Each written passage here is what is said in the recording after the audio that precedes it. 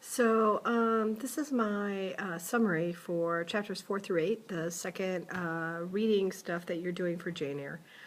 Um, so when we start off, it's kind of, she's still living with the Reeds, and they're mean to her, and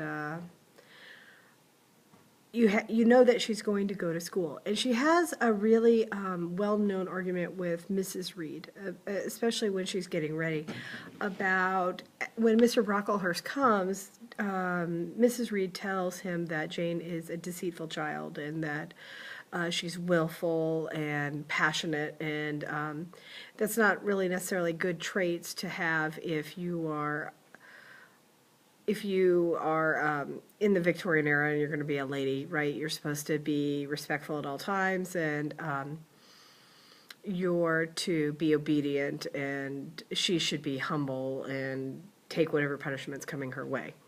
So, but she's not. And later she is called into Mrs. Reed's house, and she tells Mrs. Reed that she lied. And she's like, I'm never going to forget how you treated me here. And people are going to ask me, how were you treated at Gateshead? And I'm going to tell them that you treated me badly, that your son treated me badly, that you lied about me, and you're going to remember this. And this is a little bit foreshadowing stuff that'll come in later, you know, about her treatment by her aunt. So eventually time passes, and she does go to the new school. And as many of you already predicted on the last website stuff, the school's not necessarily any better. The food is terrible. They have porridge, which is like oatmeal, and it's often burnt or cold, or it tastes miserable. It's gray. It doesn't have flavoring. But the school's meant to teach these girls their place in life. They're considered a charity school, although most people pay for the school, sort of like Mrs. Reed would be paying for Jane's education.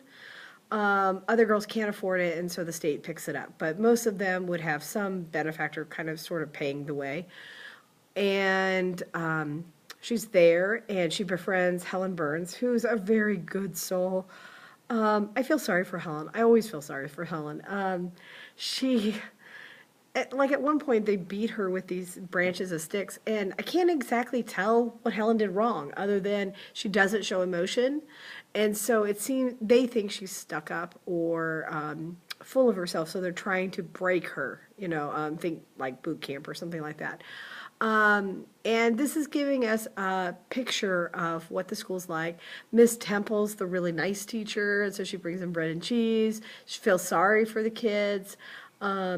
But the dean of the school is an awful, awful man. He wants to teach them humility, Christian humility, but his way of doing that is to treat them terribly and not give them any food or even let them have baths. At one point, he yells at a girl who shows vanity by having the audacity to have curly hair, and Miss Temple says, well, her hair does it naturally.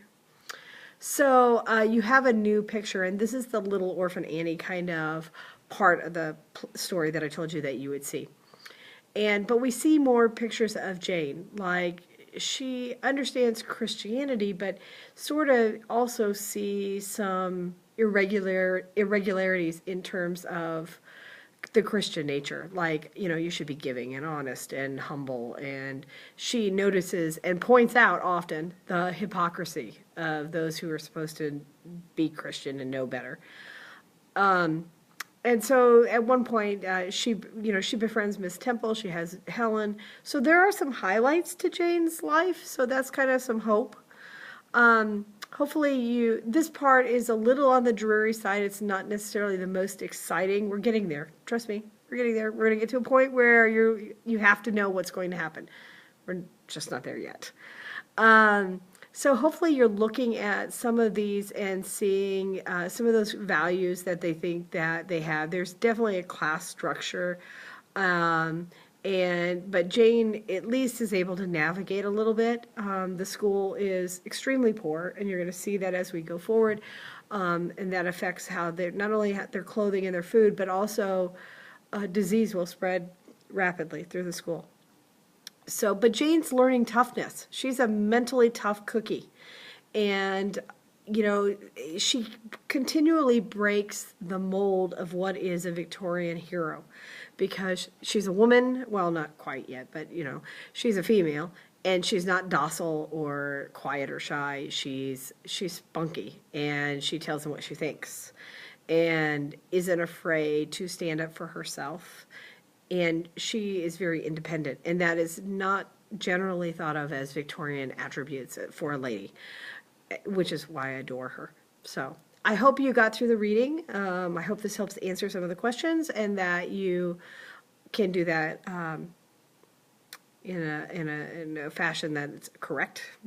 So after watching this, go answer those discussion questions. Don't forget to write in complete sentences, and remember your punctuation.